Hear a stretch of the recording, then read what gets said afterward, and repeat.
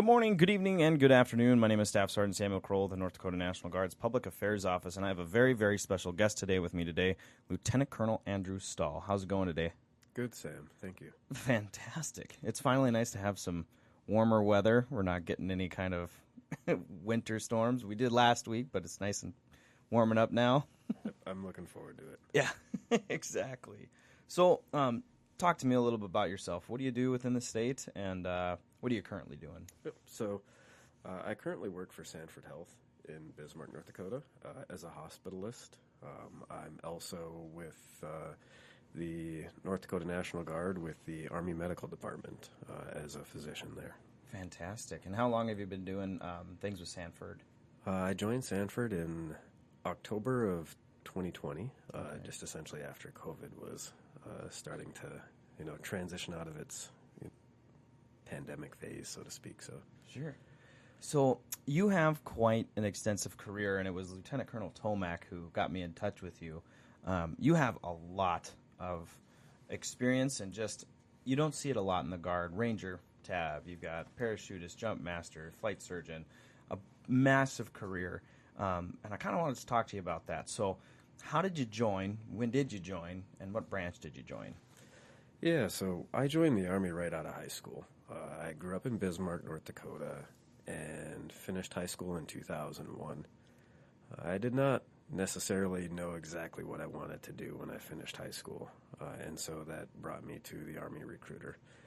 I checked out all the branches of service, and I felt that the Army was probably the best one for me. Kind of a funny side story, I did not know, when they gave me the map of all the places of you could go in the Army, everything said infantry division. So I was like, all right, I guess infantry is probably what I want to do. It seems like that's the only thing they have. So with that, too, I knew I wanted to do something that was a little bit more, jump out of airplanes, kind of have an opportunity to go an extra step. I joined in August of 2001, which was, as we all know, right before September 11th. And, I was in basic training at reception when September 11th, and it just kind of changed the world. And particularly for me, as a young, newly enlisted 19-year-old right out of high school, it just completely changed the game, and the opportunities, but also just the experience dramatically changed. So I went to basic training at Fort Benning, Georgia, and completed that, went to Airborne School and the Ranger Indoctrination Program, as it was referred to then, and was assigned to 3rd Ranger Battalion. And that was in the early days of 2002. Okay. So, what was it like? You had said August, right? And having September 11th happen while you were at basic training. What was that feeling like? How did it change basic training? What was that? Just kind of talk to me about the invoking motion of what that kind of brought to the table. it was, reflecting back on it, it was very surreal. And there was a lot of questions about, what do we do? Where do we go from here? What is going to be our plan? Just the bigger picture thing. And we had no idea where this was coming from. We did not know what part of the world, if there was anything, out there. And it was just all these unknowns that just eventually just slowly started coming, to mind as to where things were, what we're doing, where we're going, that sort of thing. Mm-hmm. So in regards to all those questions, I'm sure it kind of lit a fire a little bit too, in your training and just the motivation of getting through Airborne School, and then also into Ranger Indoctrination Program, like you were saying. What were those two schools like? I mean, we see videos all the time of, 10 seconds, 5 seconds, all of a sudden the green light comes on and you start ziplining out of that plane. How was that training beneficial for you, just as a confidence booster, especially then going into the Ranger Indoctrination Program? Yeah, I think as finishing up basic training and going to Airborne School, I really enjoyed jumping out of airplanes. I really enjoyed, just the thrill of it all. The Ranger Battalion side of it adds an extra level or element to that. as it is, usually mass tactical jumps at night, and, short durations of high intensity. Airborne School was,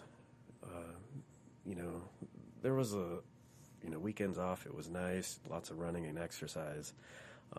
The Ranger indoctrination program at that time was very different mentality than it is today. But it was very challenging, and I think it's still, regardless of what people say, it's still very challenging today as well. So, in fact, I would say in many aspects maybe more rigorous, as there's now psychological assessments and other things that are incorporated into it versus just a don't quit mentality. Fantastic.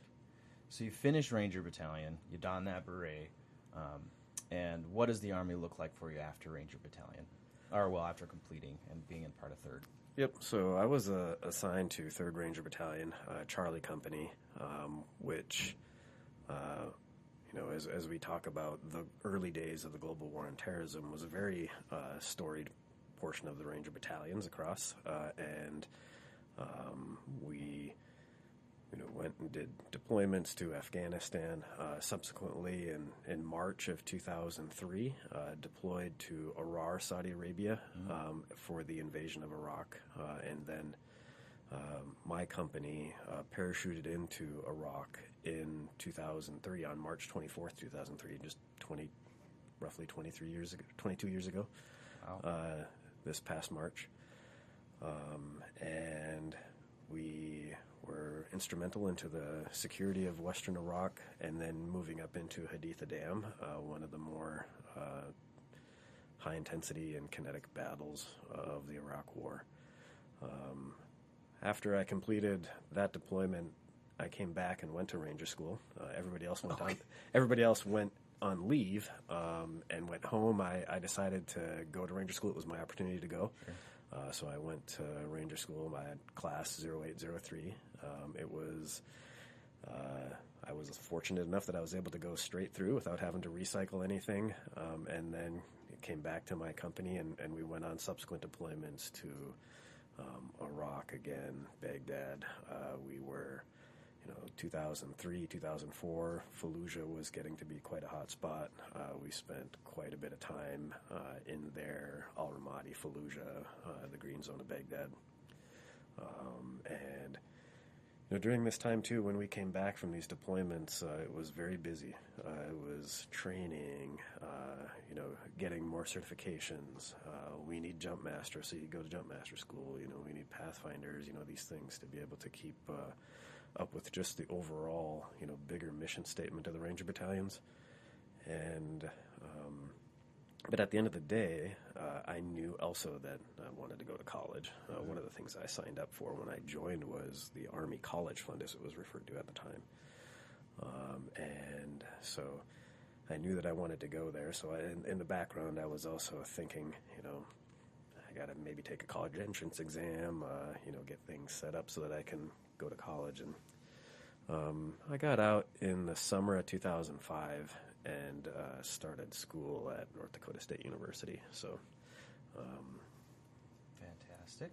That's crazy. So the indoctrination program, just to kind of back up on that, wasn't. So when I said when you don your beret, did you don your beret until you came done, or when you finished that first deployment and then went to Ranger School? Yep. So when you finish the indoctrination program, or I guess now they refer to it as RASP, the Assessment and Selection Program, the Army at that time had just transitioned from a black beret that the Ranger battalions had worn to a tan beret. Gotcha. So once you finish that program, you are a Ranger, you are in the Ranger battalion, and you wear the beret just like everyone else, and the scroll just like everyone else. So had a tan beret, and I wore that up until I was reassigned outside of the Ranger battalion. So. Yeah, that's just one thing that I was like, wait a second. Oh, no way. So it's indoctrination, figure out if you're qualified to do it, and then go. That's insane. All right, first off, to come and do that after a deployment is wild. That's it. So kudos to you. Yeah. That's insane. Yep. So there's very different aspects to it. The assignment to a Ranger battalion is done through the Assessment and Selection Program, RASP. Previously it was the Ranger Indoctrination Program. And then But we still all of our leaders, or all of the leaders in the Ranger Battalion, go to Ranger School as well. A school 61-day course at Fort Benning, Georgia, and complete that course as well before they're qualified technically to uphold any leadership positions. Outstanding. You had talked about Jump Master and Pathfinder. So Jump Master is mainly, and what does that all entail as a Jump Master? Yep. So a Jump Master with any airborne unit, particularly like a static line Jump Master, their responsibilities are to assist in planning and preparation of an airborne operation. They are to ensure safety of equipment prior to any parachutist getting on the airplane. We refer to that as the pre-jump inspection, or JMPI, the Jump Master pre-jump inspection. And then also they perform duties of safety in the aircraft. So if there's any equipment issues that arise, and making sure that soldiers are safe on the airplane, hooked up right, that sort of thing. And then we also have a primary and assistant Jump Master that are also assisting as the parachutists come out the door to make sure that the door is safe, that they're hooked up appropriately to give the commands of execution for jumping out of the aircraft. Outstanding. And how many, you have a distinguished Jump Master, or let me look at that award again. You have don't mind the ruffles of papers if anyone's listening online, but you have a parachutist badge with Distinguished Service Bronze Service Star. How many jumps and what kind of jumps had you done to qualify for that award? Right, so I think I have about 40-some jumps, which would qualify me as a senior parachutist. However, the distinguishing service device on the airborne wings denotes a combat jump. Okay. So the bronze star that's in the center is parachuted into combat, and that was on March 24th, 2003, into Iraq. Wow. So there we conducted a low-level airborne insertion operation onto two airfields, H1 and H3 airfields in western Iraq. And I believe that our elevation that we jumped out of the aircraft was 600 feet above ground level. Wow. It's pretty low. I remember... That's fast. I felt that everybody was really loaded down with equipment. We had our body armor and our rucksacks attached to us. Where we were going, there was nothing there really as far as support. So we had all the ammo that we needed. I was a machine gunner at the time, so I had 1,200 rounds of SAW, 5.56 rounds attached to me. This SAW, my body armor. It was cold. It was March in the desert. We had 4 MC-130s that we loaded up on and jumped into western Iraq, and it was so dark in the middle of the night that you could not see if the ground was coming up or not. Wow. So the only way that we knew that the ground was coming up was that you could hear somebody who jumped out of the plane before you hit the ground and scream in pain. So it was quite an experience. I didn't, my squad leader broke his ankles. Oh, wow. There was a lot of people that had, skeletal injuries from that jump that we had to evacuate out. But I was fortunate I did not have that happen to me. Wow. That's, to put that into concept, what's the normal elevation of flight that you're jumping out at? So at Airborne School, I believe they jump at about 1,200 feet. Yeah. That's to allow for extra time if there's an equipment malfunction along the way as you're training. Most of the jumps, 800 to 1,000 feet. 1,000 feet probably more for training. And then, getting lower than that, 600 is pretty low. Wow. There's minimal time to do anything if you have an equipment malfunction. Crazy. That's, wow. So moving on into that Pathfinder school, we see a lot of, we see it occasionally here in the Guard, right? But what does Pathfinder entail? So Pathfinder back in the day, World War II era, would have been to assist in the development of drop zones, resupply, and future airborne operations, usually behind enemy lines. So think of, D-Day invasion and getting all those things set up. And as we move forward into, more modern warfare, the development of air-land battle, we had, this combined operation between ground and air. And the Pathfinder was really just to help with aerial navigation, resupply, particularly as we incorporated significant rotary wing assets. But also, as we moved our forces further and further forward, we needed to have the ability to have aerial resupply and be able to do that appropriately. And so Pathfinder was a course that was essentially really designed to assist with that. Insane. I mean, you think about it, at this point, this was about your second deployment. You had gone to Jump Master School, and then Pathfinder. How much of that? I mean, that training alone must have rounded you out to be. I mean, and you were an E5 at the time.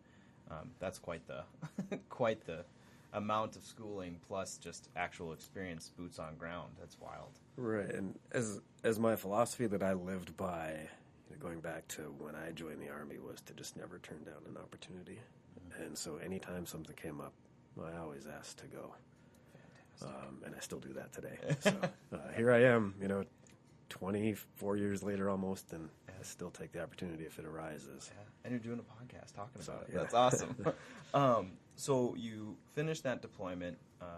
At this point, you want to go back to college, and you said you were going to UND. What did you go for in school, or what was your degree at UND? Yep.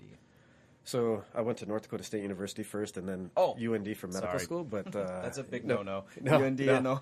So I went to both, so it's okay. And I hold them of equal allegiance to both. So okay. I went to North Dakota State University, and when I first started, I thought I wanted to just go to ROTC, get my commission, go back in the Army. And so, believe it or not, I actually just picked the shortest degree requirements. Sure. 122 credit hours, political science. Okay. But then, as I continued on in school, I learned that I loved school. I loved to learn. And that it was such a different experience between the Army and what I was doing there versus what it was in the classroom. Just a very different experience, and I really enjoyed it. So I had the GI Bill, and if I didn't have the GI Bill, it probably would have been a different story. But, they paid me to go to school, and so I studied everything. And so I ended up with like 5 or 6 minors and a political science degree. And with that, I had also found I loved science and completed all my prerequisites and ended up in medical school. Wow. And in the meantime, I'd spend my summers. I joined the National Guard after I finished active duty as well. And first I was in the Minnesota Guard because they had infantry units.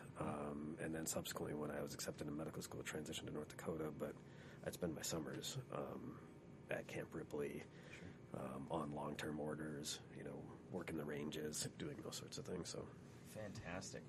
So you're going through medical school. And the opportunity, at what time did you complete medical school? I graduated in 2013. Okay. And did that bring you to the medical detachment where you're at now, or how did you get to the med det? Yep. So when I started in school, it was in medical school. That was 2009. I was very fortunate that, our leadership within the North Dakota National Guard allowed me to focus on school. Because medical school's tough. School is tough, and being able to have that opportunity and that balance to be able to focus on those things was exceptional for me. But it took the AMED department here to allow that, and they had that understanding. Many of them having been through it themselves, so that's how I was assigned to the Army Medical Detachment in North Dakota. Fantastic. So, so you're in the medical detachment. You commission. At what time did you commission? And we'll get to COVID. So what time did you commission? And we'll fast forward to COVID-19. Yep. So there's multiple ways you can do it. The way that I did it was I commissioned as a medical service corps officer while I was in medical school. And then medical school is 4 years, so I graduated in 2013, and I was then rebranched to medical corps officer as a physician. And then was in residency for 4 years, and I went to Iowa while I was there, but I still stayed in the North Dakota Guard under assignment until I was finished with residency and board certified as a physician. So, fantastic. So COVID-19 hits, and obviously that shook up. I mean, at the scale that it was, and the results that needed to be provided to not just the state but across the nation. And what you sent me, you were a part of a team creating the process and the strategic plan of how to conduct PRC testings, which resulted in negative and, I mean, hundreds of thousands, I'm assuming, negative or positive COVID-19 diagnoses. What was that overall process like? There was a lot of unknowns. My wife and I were both working in St. Cloud at the time. I had worked for the VA there, and there was just all these unknowns as to what is this pandemic, what is this virus, what's this going to mean for us. And I think that as I reflect back on it, that's kind of where we just didn't know what was going to happen, didn't know what it meant. And because of some of those unknowns, it was felt that there needed to be more of a physician involvement within the Guard that was day to day as we were dealing with these unknowns from the pandemic. So I was asked to come to Bismarck for a period of time to start this whole process out. So that was in March of 2020, and I came here and was on orders for a period of time, and it was actually Lieutenant Colonel Tomac and myself, and a handful of others, and we were just going through and figuring out what it is that we didn't know, and if there was anything we could do about it. And thankfully, at that time, we had a lot of support from various agencies as well. We had the epidemiologic surveillance teams from the CDC help us. We just developed thoughts and ideas that were literally theories and tested them and to see what kind of results we would get and determine if that's something that would be able to mitigate anything or not. And that's really what it amounted to. Wow.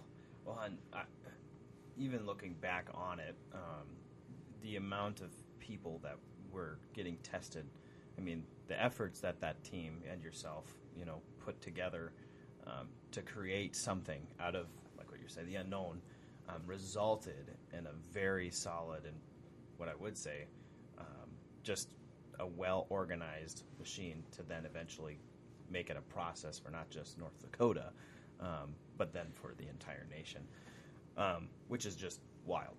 I mean, it was a wild time, obviously. It was a very wild time. And all the unknowns, yeah. It's just was.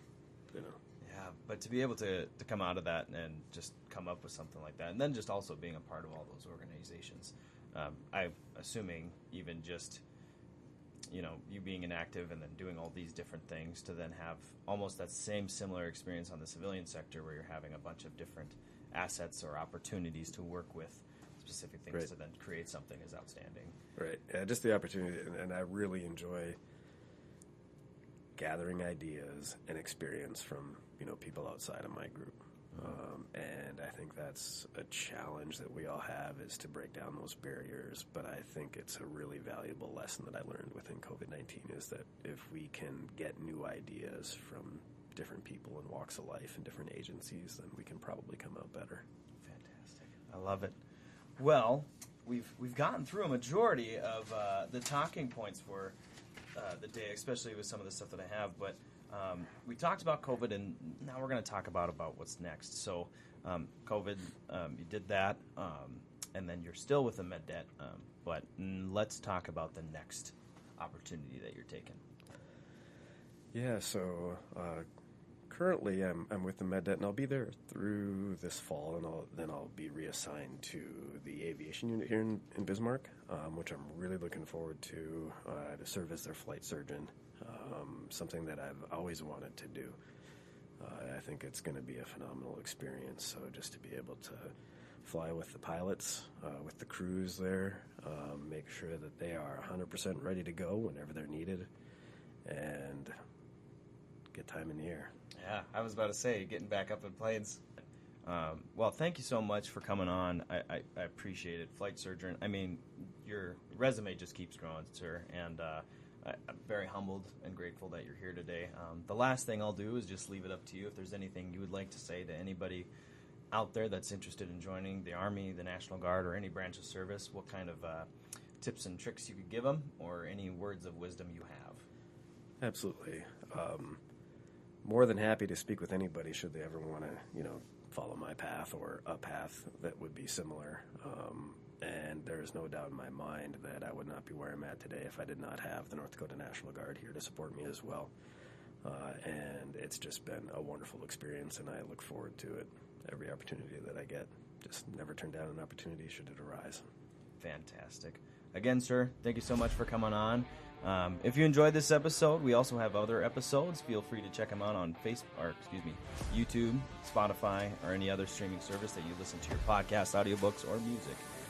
And with that, we will catch you next time.